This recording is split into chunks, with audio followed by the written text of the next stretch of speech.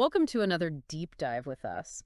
Today we're going to kind of get into the world of this blogger who calls himself the Einganeer. Oh, And he's got some really, I think, interesting and unique perspectives on engineering, American culture, and he even brings in a little Broadway.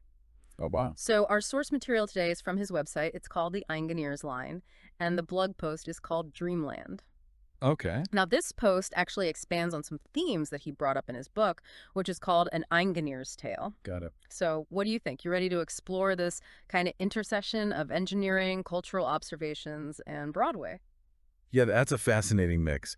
It seems like the Einganeer is bringing together all these different aspects of his life, like his engineering career, his reflections on things like the Vietnam War, and observations he's made while traveling. Yeah, it's pretty cool how he connects it all back to the musical Miss Saigon, too. Yeah, exactly. It's like he's found this thread that runs through all these seemingly different things. Right. And one of the things that really struck me right off the bat was how he talks about becoming an engineer. Oh, yeah. It wasn't like a childhood dream or something he was always passionate about. I see. He actually says that he chose engineering to avoid being drafted into the Vietnam War. Wow, that's a pretty powerful example of how, these big historical events can shape people's lives. Absolutely. I mean, it really makes you think about those kind of forks in the road, how sometimes we end up on paths we never would have imagined because of things totally outside of our control. Yeah, it really does. It makes you think about all the choices you've made in your life. Have you ever felt like some outside factor, like a major event or something, pushed you in a direction you weren't really planning on going? Oh, yeah, for sure. Right. I mean, I think most people have experienced that at some point, whether it's, family expectations or societal pressures or, yeah, even, like you said, some global event that throws everything up in the air. It can be scary, but also I think it can open up some really unexpected possibilities. I agree. Sometimes those detours end up being the most interesting part of the journey. Well, speaking of unexpected paths, the Einganeer keeps coming back to this idea of dreamland in his blog post. Dreamland. Yeah. He even quotes a line from his book where he says, "In retrospect, I don't know if all my lessons on Western capitalism were such a good thing. Everyone was so happy before." Hmm, that's intriguing. hmm What do you think he means by that? I think it hints at a certain disillusionment, Like maybe his encounter with what he perceived as this dreamland wasn't what he expected. Yeah, I can see that.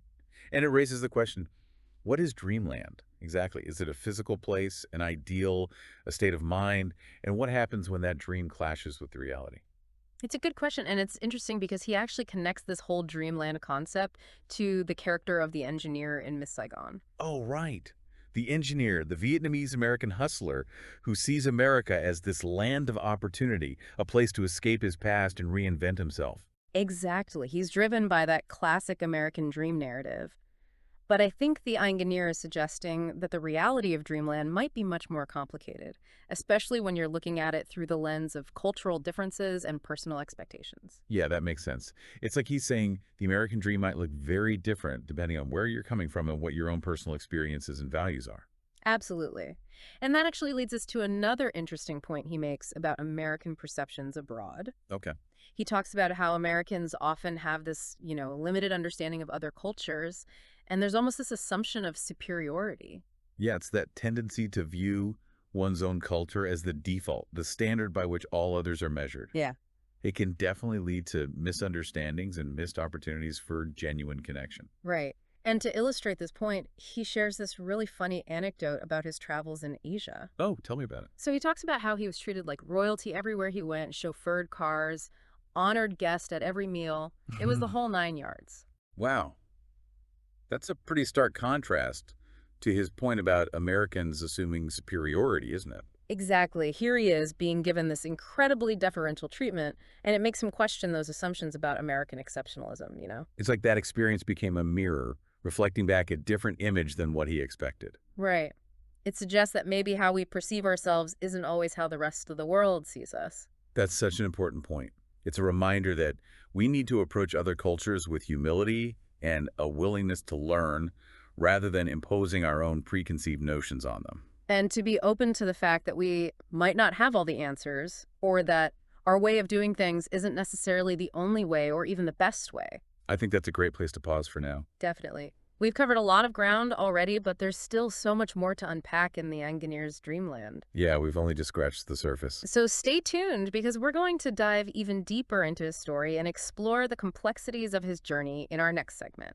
It's fascinating how the Einganeer connects this whole idea of dreamland to this bigger picture of how cultures interact with each other. Yeah, I mean, it seems like that experience he had in Asia really opened his eyes to how easy it is to misunderstand other cultures if you're not approaching them, with a certain level of respect and curiosity. It is, and he seems to be worried about how easily Americans, maybe even himself at one point, can fall into this trap of thinking they're superior. Yeah, rather than really trying to understand and appreciate those differences. Right, and it makes me think back to what we were talking about earlier with his disillusionment with Dreamland.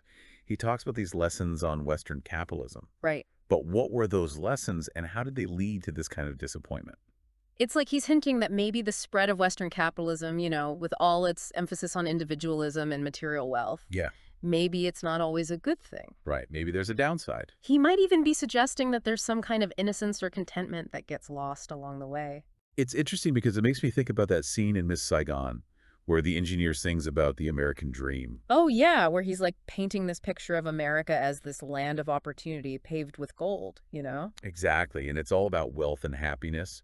But the Einganeer seems to be questioning that, right? I think so. Like maybe Dreamland comes at a cost. Maybe it's not all it's cracked up to be. And maybe what he's getting at with that line, everyone was so happy before, is that he's seeing a shift in values A shift away from more traditional, community-focused values. towards a more individualistic, materialistic kind of mindset. And that's a tension that I think a lot of people struggle with even today.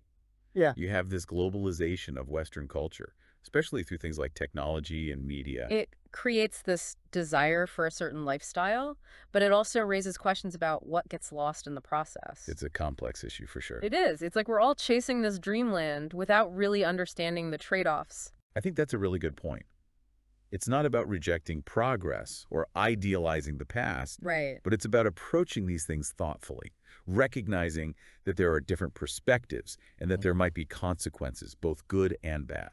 It reminds me of that anecdote he shares about being introduced to the internet by a Taiwanese engineer. Oh yeah, where he thought he was, technologically superior. Exactly. And then this encounter totally flips his script. Yeah, it's a great example of how we can get caught up in stereotypes and make assumptions about people based on their culture. Without realizing that expertise and innovation can come from anywhere. Exactly. And it's a reminder to stay open to new ideas and to be willing to learn from people who might have different backgrounds or experiences than our own, It really makes you think about all the potential knowledge and expertise that's out there. that we might be missing out on if we're not careful. Because we're too stuck in our own limited perspectives. It makes me wonder, That. what Taiwanese engineers are we overlooking in our own lives? What opportunities for growth and learning are we missing out on because of our own assumptions? It's a good question, and I think it ties back to that idea of cultural exchange being a two-way street. Not just sharing our culture, but being open to learning from others and having our own perspectives challenged. So as we continue to explore the Einganeer's dreamland, Yeah. let's try to keep that in mind. Be open to the unexpected and see where it takes us. It's kind of wild how his story plays out. Like one thing leads to another. Yeah, it's like a chain reaction. Yeah, and you can see how each experience kind of changes how he sees the world.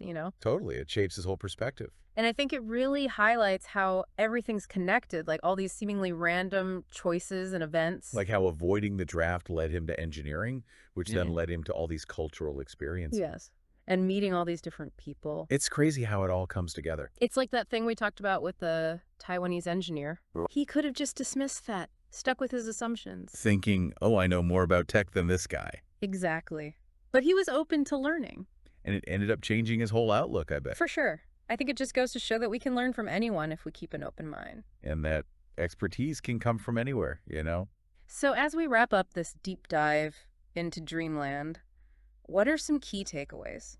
Well, I think it really makes you think about your own dreamland. Like, what are we chasing? Yeah, what are those dreams we have about success or happiness? What are they based on? And are we being honest with ourselves about the costs? It's not about giving up on our dreams, but being realistic. Yeah. Right. Exactly. And I think the other big takeaway is how important it is to really embrace those cultural exchanges. Like a two-way street.